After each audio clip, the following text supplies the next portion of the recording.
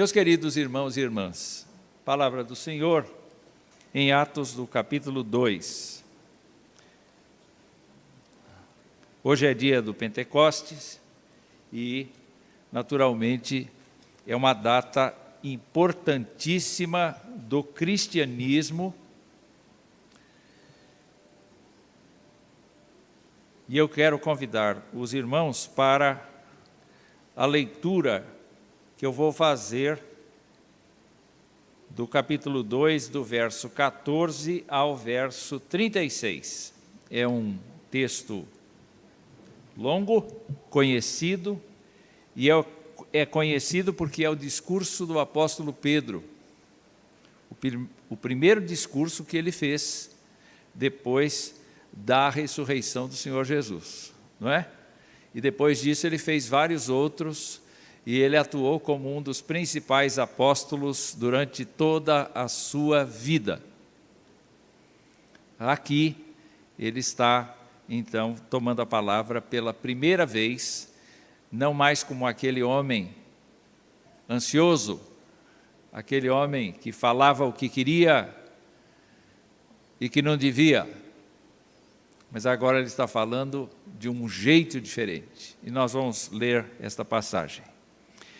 Atos 2, de 14 a 36. Então se levantou Pedro com os 11, e erguendo a voz, advertiu-os nestes termos. Observem aí, ele advertiu. Então o sermão dele é um sermão de advertência. E disse: varões judeus e todos os habitantes de Jerusalém, tomai conhecimento disto e atentai nas minhas palavras. Estes homens não estão embriagados como vindes pensando, sendo esta a 3ª hora do dia. Mas o que ocorre é o que foi dito por intermédio do profeta Joel. E acontecerá nos últimos dias, diz o Senhor, que derramarei do meu espírito sobre toda a carne, vossos filhos e vossas filhas profetizarão, vossos jovens terão visões, e sonharão vossos velhos. Até sobre os meus servos e sobre as minhas servas derramarei do meu espírito naqueles dias e profetizarão. Mostrarei prodígios em cima no céu e sinais embaixo na terra, sangue, fogo e vapor de fumaça. O sol se converterá em trevas e a lua em sangue antes que venha o grande e glorioso dia do Senhor. E acontecerá que todo aquele que invocar o nome do Senhor será salvo. Varões israelitas, atendei a estas palavras. Jesus, o Nazareno, varão aprovado por Deus diante de vós com milagres, prodígios e sinais, os quais o próprio Deus realizou por intermédio dele entre vós, como vós mesmos sabeis, sendo este entregue pelo determinado desígnio e presciência de Deus, vós o matastes, crucificando-o por mãos de iníquos, ao qual, porém, Deus ressuscitou, rompendo os grilhões da morte, porquanto não era possível fosse ele retido por ela. Porque a respeito dele diz Davi: diante de mim via sempre o Senhor, porque está à minha direita, para que eu não seja abalado.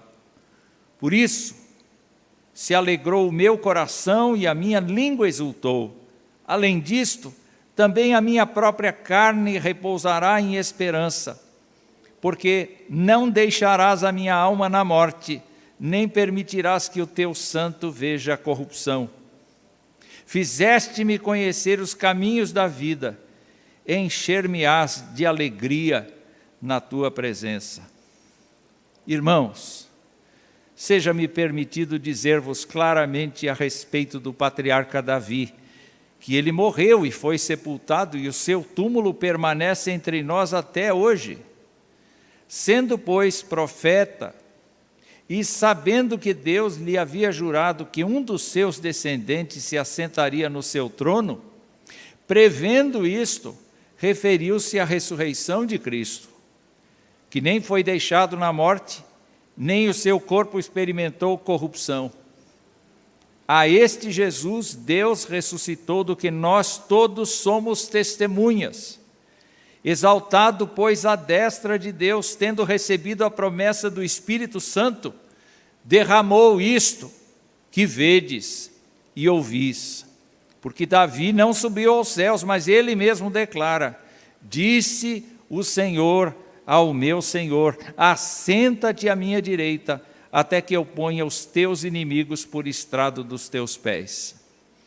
Esteja absolutamente certa, pois, toda a casa de Israel, de que a este Jesus que vós crucificastes, Deus o fez Senhor e Cristo. Que Deus nos abençoe. Esse é um discurso que acontece em função da situação que foi vivida um pouquinho antes. Os irmãos, os crentes em Jesus Cristo, estavam reunidos e, de repente, um vento impetuoso tomou conta da casa, um som de vento impetuoso tomou conta da casa. E as pessoas começaram a ver línguas de fogo, como que de fogo, sobre a cabeça de cada pessoa que estava ali.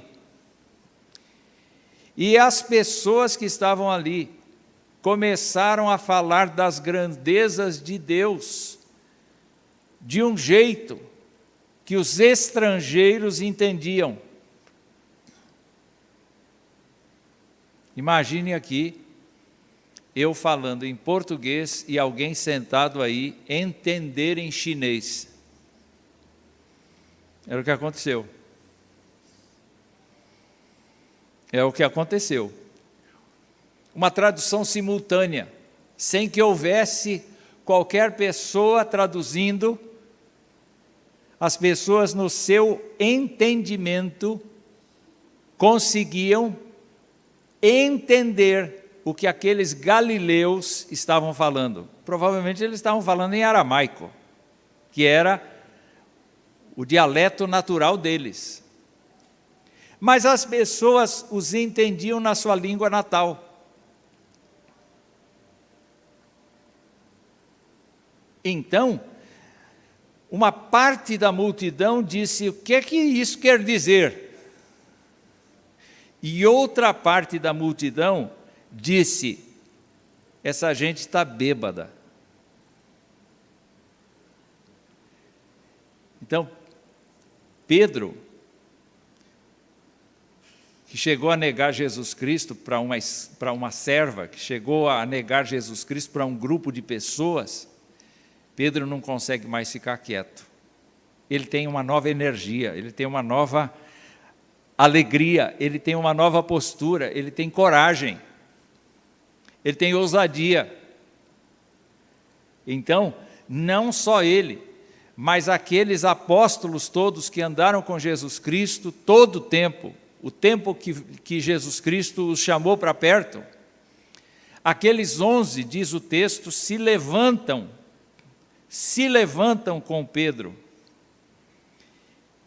se levantam e Pedro adverte.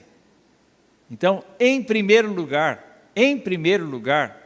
este discurso de Pedro é um discurso para quem está zombando. Para quem está zombando. E nós vemos pela misericórdia de Deus que o discurso de Pedro é muito abençoado, porque no final, várias pessoas estavam compungidas no seu coração. E este sermão que nós lemos aqui, citando Joel e 2 salmos de Davi levaram à conversão mais de 3.000 pessoas. Quanto tempo eu gastei nesse sermão? É claro que Lucas registrou o essencial, não é?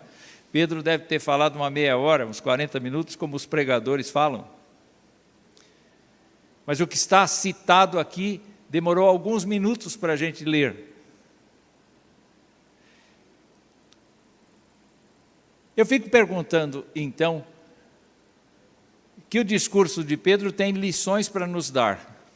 Mas eu queria, antes disto, fazer algumas digressões aqui sobre a festa do Pentecostes. O que é o Pentecostes, afinal? O Pentecostes, meus irmãos, é uma festa que Deus determinou como sendo a segunda festa nacional de Israel. Um feriado nacional, no qual as pessoas devem comparecer ao local da adoração oficial de Deus para adorá-lo. Deus deu 3 festas: a festa da Páscoa, a festa do Pentecostes e a festa das colheitas, que é mais para o fim da colheita. E Deus determinou que em pelo menos uma delas, cada israelita deveria ir ao local onde estava designado por Deus para adoração oficial. Se nós pensarmos aqui, isso está escrito em Êxodo, capítulo 34, como festa das semanas. Em Êxodo 23:16, como festa das primícias. E alguns dizem que é justamente no término da colheita da cevada que acontece o Pentecostes. Mas o Pentecostes tem dia certo para acontecer, porque ele é exatamente 7 semanas depois da Páscoa. Então, os judeus, os israelitas, deveriam celebrar a Páscoa. E no caso, por exemplo, Jesus Cristo não celebrou a Páscoa em Jerusalém, necessariamente no templo de Jerusalém, mas ele celebrou em algum lugar próximo de Jerusalém. Ele não precisava ir a Jerusalém, não é? Embora tenha ido e depois sido crucificado. Mas os judeus tinham que ir em algumas das festas, e é por isso que a gente tem um evento internacional acontecendo lá, que é a celebração exatamente desta festa das semanas. Eles estavam proibidos de trabalhar neste dia, era feriado mesmo, era feriado, e eles deveriam estar no templo, ou no tabernáculo um pouco antes, tempos antes. Mas agora que havia um templo, e no tempo de Jesus havia o templo de Herodes, os judeus de todas as partes do mundo tinham que estar ali. É por isso que a gente encontra tantas nacionalidades diferentes, porque a gente sabe que eles vêm de todas as partes do mundo civilizado da época, exatamente para participar. E eles estão recordando o quê? Eles estão dando graças a Deus pelo início do tempo de colheita. Eles estão dando graças a Deus porque Deus os sustenta, porque Deus os anima. Este é o significado do Pentecostes no Antigo Testamento.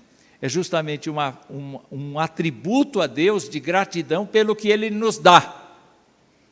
Então, ainda que envolva sacrifício de sangue, o sacrifício proposto é o sacrifício de trazer farinha, de trazer outras coisas que são próprias da colheita. Muito bem, quando nós caminhamos um pouco mais na tradição, nós encontramos referência do fato de que exatamente na mesma época, 50 dias depois que os israelitas saíram da terra prometida, saíram para a terra prometida do Egito, Moisés subiu ao Monte Sinai. Então, para muitos judeus, o Pentecostes era o aniversário da entrega da lei de Deus a Moisés lá no Sinai.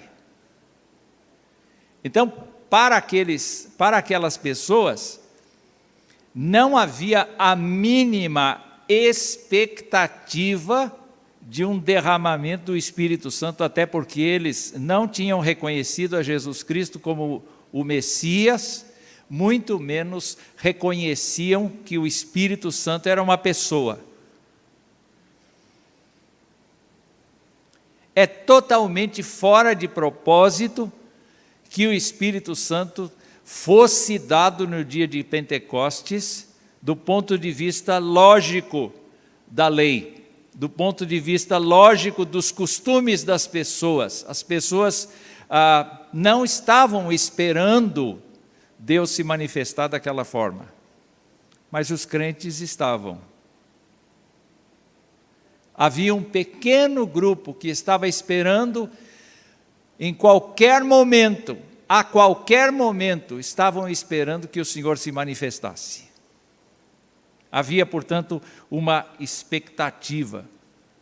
Porque os cristãos já não olhavam mais a Páscoa como a libertação da escravidão do Egito, mas eles olhavam a Páscoa como Jesus Cristo sendo entregue pelos pecadores, e a Páscoa era a celebração da morte do Senhor Jesus Cristo e da ressurreição dele. A próxima Páscoa que eles celebrassem, eles não iam celebrar do jeito israelita, mas agora do jeito cristão. Porque agora eles não estavam apenas libertados da escravidão do Egito, eles estavam libertados da escravidão da condenação eterna. Mudou. O cristianismo trouxe novos valores e novos significados para as mesmas festas. Então, quando olhamos para Jesus Cristo, Jesus Cristo falou acerca desse dia, desse momento, mas não disse que data, que calendário que seria. Ele disse, fiquem aqui em Jerusalém. Ele não disse coisa alguma, mas se nós tivéssemos o conhecimento do pensamento do Senhor, nós lemos em Isaías que nós não temos essa habilidade. Mas se nós tivéssemos o pensamento do Senhor, o que seria mais lógico? Em que dia o Espírito Santo viria? Numa segunda-feira de manhã? Numa quarta à noite? Quem sabe no outro domingo? Na verdade, o Espírito Santo veio exatamente dentro da festa que o Senhor estabeleceu. E isso nos faz entender que o Pentecostes, ainda que tenha sido uma instituição do Senhor para os israelitas, passou a valer para nós do mesmo jeito.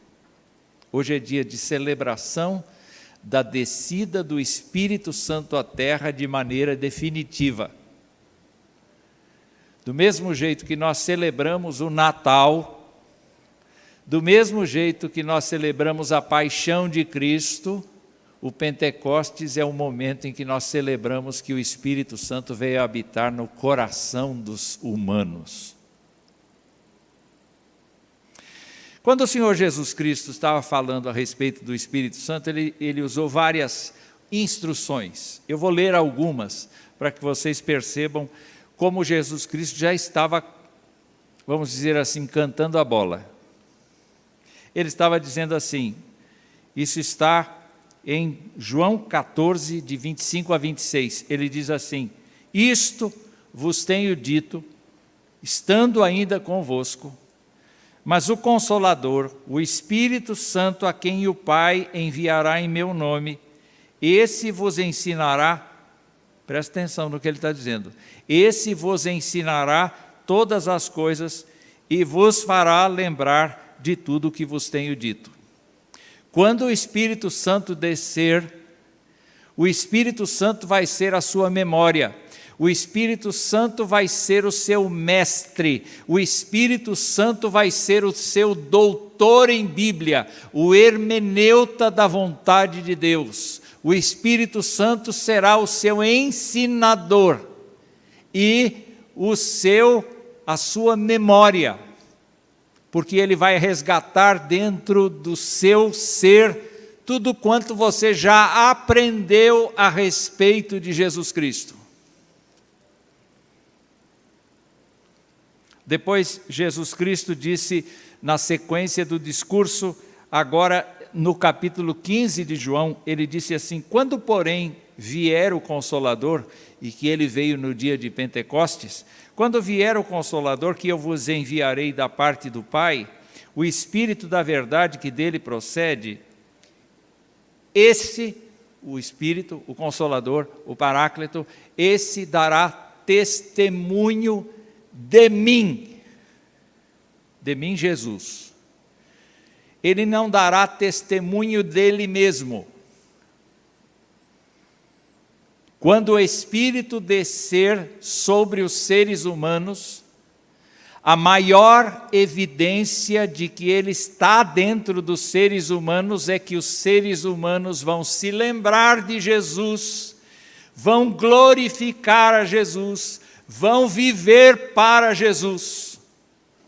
O Espírito Santo será o alter ego de Jesus, empurrando a pessoa para adorar Jesus.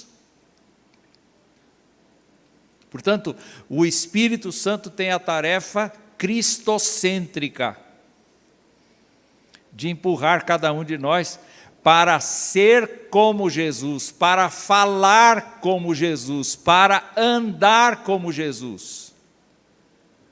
Nós podemos orar ao Espírito Santo, acabamos de fazer isso por meio do hino. E por tantas vezes que nós podemos falar: ó Espírito de Deus, me usa, me abastece, me capacita, me fortalece. Nós podemos orar porque o Espírito Santo é Deus. Ele tem tanta glória e tanta majestade quanto Cristo.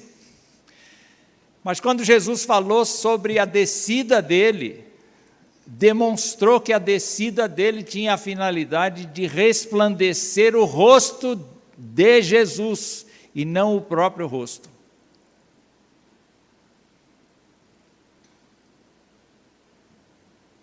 Então, quando a gente fala de mais em Espírito Santo e de menos em Jesus Cristo, a gente não está cheio do Espírito, não. É um erro teológico que nós cometemos. Jesus Cristo disse assim, Ele dará testemunho de mim e vós também testemunhareis. Se nós olharmos o discurso de Pedro, sabe o que nós vamos ver? Esses homens estão bêbados. Não, não estão bêbados não. O que aconteceu aqui foi que a profecia de Joel se cumpriu. Mas vamos ao que interessa. Jesus o Nazareno que vós crucificastes.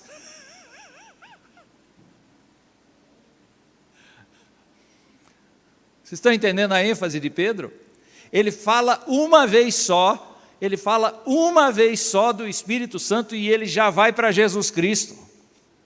E ele diz assim à multidão, ele fala à multidão. Antes ele não era capaz de dizer, não, eu ando com ele sim. Agora ele é capaz de enfrentar uma multidão e dizer, vocês mataram Jesus Cristo. O que aconteceu com ele? Mudou alguma coisa no cérebro? Ele desencantou, o que foi? O Espírito Santo desceu sobre ele. O efeito da presença do Espírito Santo na vida de alguém traz ousadia, traz discernimento, traz conhecimento, traz força de vontade, traz o poder de repartir o testemunho de Deus.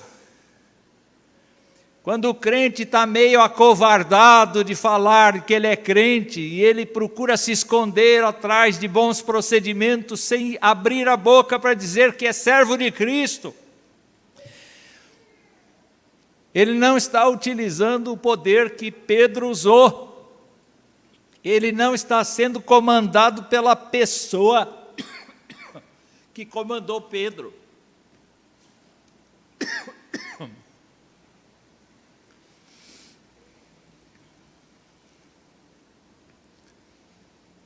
Isso é muito sério. Eu recusei água no começo, agora eu quero. Obrigado, querida. Um terceiro texto, ainda em João, no capítulo 16, Jesus Cristo diz assim: mas eu vos digo a verdade, convém-vos que eu vá, porque se eu não for, o Consolador não virá a vós outros. Só pode ter um de nós aqui. E a minha tarefa aqui acabou. Eu morri por vocês e eu ressuscitei dentre os mortos. Agora, quem fica no meu lugar é o Espírito para executar o trabalho dele. E ele diz assim: se porém eu for, eu vou-lo enviarei. E quando ele vier, convencerá o mundo do pecado, da justiça e do juízo. Se existe uma consciência, muito obrigado. Se existe uma consciência que ainda toca na sociedade, não é a moral dos homens, é o Espírito Santo do Senhor.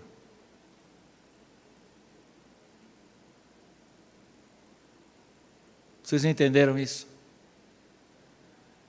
Ainda é a misericórdia divina exercida pelo Espírito Santo do Senhor que toca nas consciências, porque Ele convence o mundo do pecado, da justiça e do juízo. E Jesus interpreta: do pecado porque não creem em mim, da justiça porque vou para o Pai e não me vereis mais, do juízo porque o príncipe deste mundo já está julgado. As pessoas que conseguem crer que Jesus Cristo é o Senhor e Salvador e está assentado à destra de Deus, são pessoas motivadas, iluminadas, trabalhadas pelo Espírito Santo de Deus. Não há outro jeito de nós aceitarmos as verdades espirituais sem que seja uma obra piedosa do Espírito Santo de Deus. Não dá. É impossível. Na fórmula que Deus estabeleceu, somente uma pessoa que é tratada pelo Espírito Santo que consegue crer, acreditar em Jesus Cristo de modo espiritual mesmo.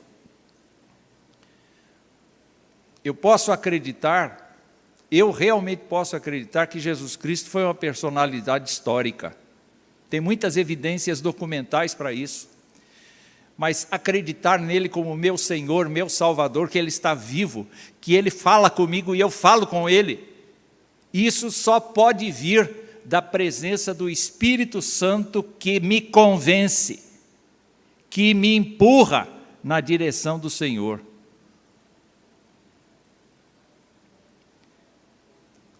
É um pouco diferente do que aconteceu com os apóstolos, porque os apóstolos foram trazidos para Cristo antes de terem recebido o Espírito de Deus como nós recebemos.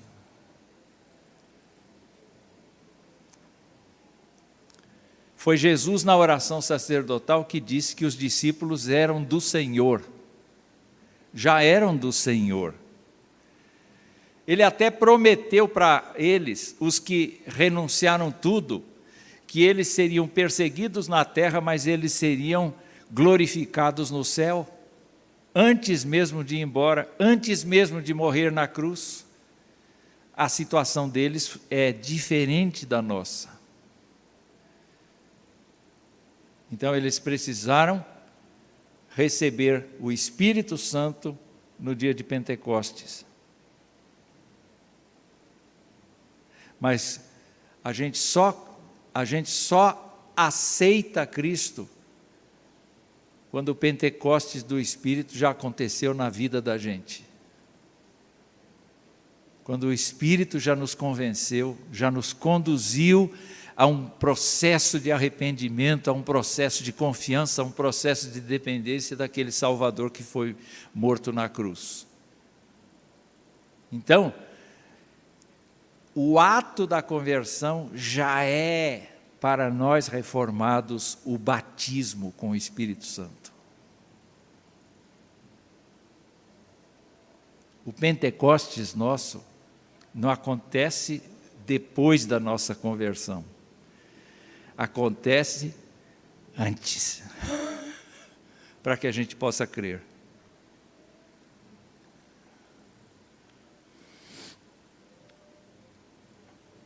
Só que a gente crê e depois é abastecido renovadamente pelo Espírito Santo de Deus.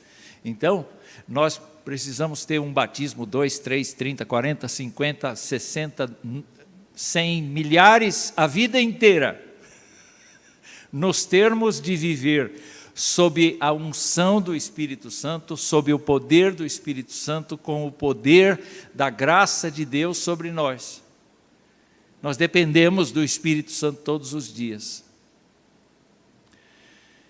Continuando, em Atos capítulo 1, Jesus disse assim, comendo com eles, determinou-lhes que não se ausentassem de Jerusalém, mas que esperassem a promessa do Pai, a qual disse ele, de mim ouvistes, porque João, na verdade, batizou com água, mas vós sereis batizados com o Espírito Santo não muito depois destes dias. Então os que estavam reunidos lhe perguntaram, Senhor, será este o tempo que restaures o reino a Israel? Ele disse, não vos compete conhecer tempos ou épocas que o Pai reservou pela sua exclusiva autoridade. Mas, e isso ele disse àqueles discípulos, recebereis poder ao descer sobre vós, e fareis o que com isso? E sereis minhas testemunhas. Onde? Tanto em Jerusalém como em toda a Judéia e Samaria até os confins da terra. Vocês não receberão o Espírito para ter prestígio, para ter dinheiro, para ter uma vida conjugal feliz. Vocês receberão o Espírito Santo para ser minhas testemunhas. Ele vai dar coragem para vocês pagarem o preço até com a sua vida. Vocês serão capazes de morrer por mim, na força do Espírito Santo de Deus. Então, o que aconteceu? No Pentecostes, aconteceu que as pessoas falaram línguas diferentes da sua, ou então falaram na própria língua e os ouvintes ouviram na sua língua natal. De certa maneira, este fenômeno aconteceu algumas vezes e Lucas registra esse ato. Portanto, o Pentecostes de Jerusalém foi na data que Deus determinou, mas eventos semelhantes a este aconteceram em Samaria, no capítulo 8 de Atos, verso 17, entre os samaritanos que eram inimigos dos judeus. Aconteceu em Cesareia, na casa de um gentil, e aconteceu em Éfeso, capítulo 19, entre os presbíteros, entre os crentes de Éfeso. para ter compatibilidade com a profecia de que vocês vão ser minhas testemunhas, tanto em Jerusalém, quanto na Judéia e Samaria e até os confins da terra. Depois disso, os apóstolos não ensinaram mais a questão do Pentecostes.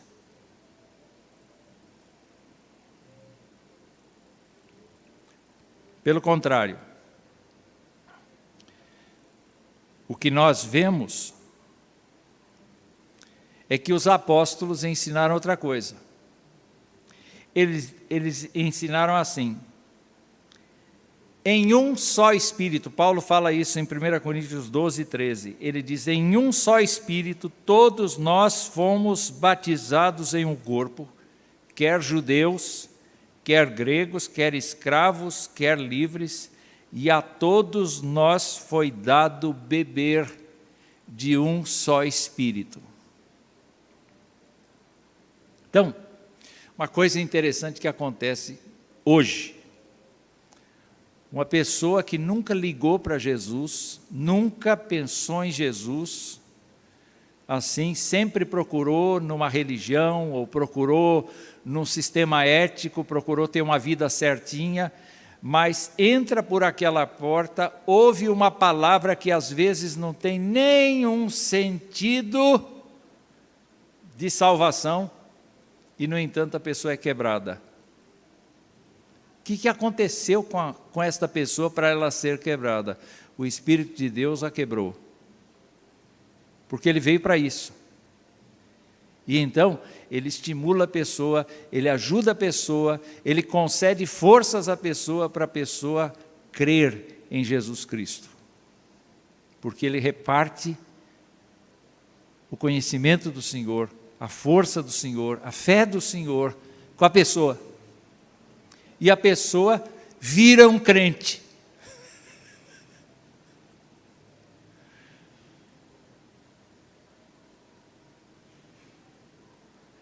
Não importa se a pessoa nasceu na igreja e foi criada como os filhos são criados. Porque para eles serem convertidos, eles precisam beber do Espírito. Foi dado beber do Espírito. Para eles se converterem, para eles crerem, o Espírito precisa ajudá-los. E uma pessoa que foi criada absolutamente fora desse ambiente, nunca falou com Deus, nunca rezou, nunca orou, nunca fez nada, de repente é quebrada também. O que aconteceu? O milagre é o mesmo. O Espírito trabalhando na vida, tanto de uma pessoa que foi criada na igreja, quanto uma pessoa que foi criada fora da igreja. E assim é que o Espírito Santo move as pessoas na explicação dos apóstolos. Mas há um outro texto que o apóstolo Paulo usa, Romanos capítulo 8, versos 8 e 9, ele diz assim: os que estão na carne não podem agradar a Deus. Vós, porém, não estáis na carne, mas no Espírito, se de fato o Espírito de Deus habita em vós. E aí ele diz assim: se alguém não tem o Espírito de Cristo, esse tal não é dele. O que isso significa exatamente? Significa que ninguém chega a Cristo sem que seja por intervenção do Espírito Santo de Deus. Então, se você é crente, louve a Deus pelo Pentecoste. Eu achei engraçado, porque existem várias denominações pentecostais, não é? E não tem nenhum problema a gente usar termos bíblicos para dar nome às igrejas. Não tem nenhum problema. Mas eu estava em casa certo dia e um pintor crente de uma de nossas igrejas pentecostais bateu na minha porta, eu fui atender, ele foi oferecer os serviços de pintura, mas ele começou assim: o senhor é o pastor Wilson? Eu falei: sou, sim, senhor. eu ouvi dizer que o senhor é pentecostal. Falei, sou. Não tem crente que não seja. Falei, como assim? Aí ele ficou confuso. Falei, é porque só é possível uma pessoa ser crente se de fato o Espírito Santo chegou nela. Aí nós começamos a conversar, eu não aceitei o serviço dele, porque eu não precisava. Mas nós vimos, pela palavra de Deus, que existe muita confusão em torno disso, porque as pessoas imaginam que cada crente tem que ter a experiência de Atos capítulo 2, quando, na verdade, toda a orientação apostólica mostra que o Espírito Santo, quando a gente está indo, ele está voltando. Porque ele já nos convenceu do pecado, da justiça e do juízo. Ele nos fez crer em Cristo. Ele nos abençoou com força para dedicar a nossa vida a Cristo. E quando a gente aceita esse apelo irrecusável do Espírito Santo de Deus, a gente sai ainda petulante de dizer assim, eu aceitei a Cristo no dia 23 de maio.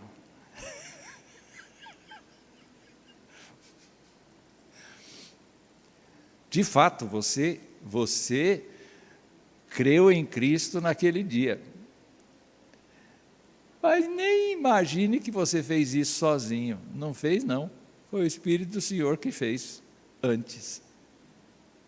Então, louve a Deus. Se você é crente, saiba que o próprio Deus encaminhou o seu Espírito na sua direção e deu para você forças para crer em Jesus Cristo e confessar o seu nome. Foi isso que aconteceu. Daí o Pentecostes ser uma bênção muito grande. O que a gente aprende com o discurso de Pedro? Pedro invocou ali o profeta Joel para dizer o que aconteceu aqui, este som, estas vozes, estas línguas, estes fenômenos todos, estavam ditos lá atrás. Joel disse o que aconteceria. Então, o Pentecostes representa, meus irmãos, para a igreja cristã, a entrada na era messiânica. Nós estamos vivendo nos últimos dias. Nós estamos vivendo no período da graça. Nós estamos vivendo no período em que Jesus Cristo é o único para ser adorado. Nós estamos vivendo na época em que a Trindade está trabalhando junta, integralmente e de forma revelada para nos salvar. Como assim? Deus amou o mundo de tal maneira que deu o seu Filho unigênito para que todo aquele que nele creia, pronto, o nele creia está o trabalho do Espírito Santo, tenha a vida eterna. Então nós estamos vivendo o tempo, não em que o Deus de Israel está revelado, mas nós estamos vivendo no tempo em que Deus o Pai, Deus o Filho, Deus o Espírito Santo estão revelados e trabalhando juntos, a fim de que o seu plano de redenção seja executado. E nós estamos nos últimos dias. A segunda lição que nós aprendemos de Pedro é que ele nos acusa, nós somos responsáveis sim pela morte de Jesus o Nazareno. Nós devemos nos solidarizar com os judeus que o mataram, pelas mãos dos romanos. Nós matamos a Jesus Cristo por conta do nosso pecado. Mas Deus não se deu por vencido. No discurso de Pedro, está dito que Deus o ressuscitou dentre os mortos para a nossa salvação. Apesar de não merecermos nada, Deus nos oferece leite, como é que é o texto de Isaías? Deus nos oferece comprar tudo sem dinheiro, sem preço.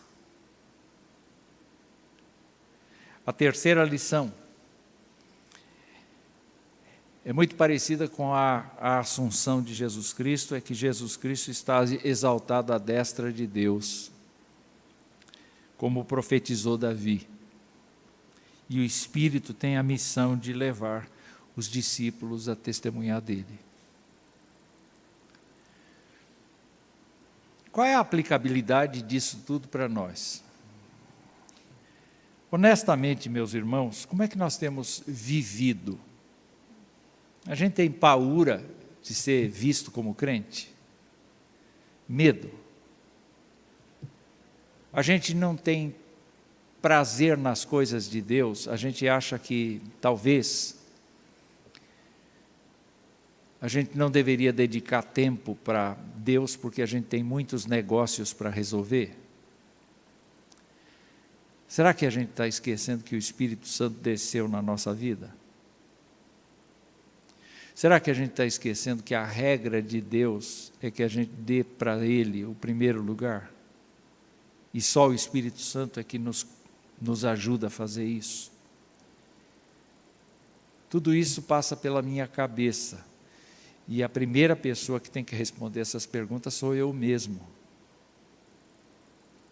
Como é que nós estamos? O Pentecostes para nós é uma coisa importante ou não é? Ou é uma festa religiosa? Tanto faz como tanto fez. É como o carnaval. É como o Corpus Christi.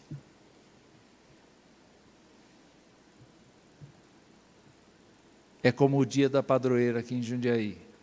Será que é assim? O dia de Pentecostes? Será que a gente não deveria ruminar um pouco essa questão e dizer, Senhor, eu quero ser crente mesmo. Na concepção verdadeira da palavra, eu quero que o Espírito Santo me conduza. E eu sei que Ele vai me empurrar para ser parecido com Jesus. Eu sei que Ele vai me ajudar a confiar que Jesus Cristo está sentado no trono e está levando as minhas necessidades para o Pai. Senhor, eu sei que Ele vai me dar sabedoria para falar. Senhor, eu sei que Ele vai me dar forças para testemunhar. Ele vai me dar coragem suficiente para chegar na frente de uma multidão e dizer assim, escute, vocês mataram a Cristo. Então me ajuda, me faz perceber que este dia, do mesmo jeito que eu comemoro a Páscoa, celebro, lembro da morte de Jesus, canto músicas da ressurreição de Jesus, que o Senhor me ajude a recordar que o Espírito Santo desceu à terra, em definitivo, para ficar na minha vida.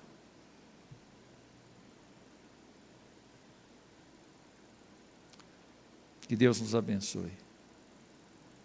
Que Deus nos fortaleça.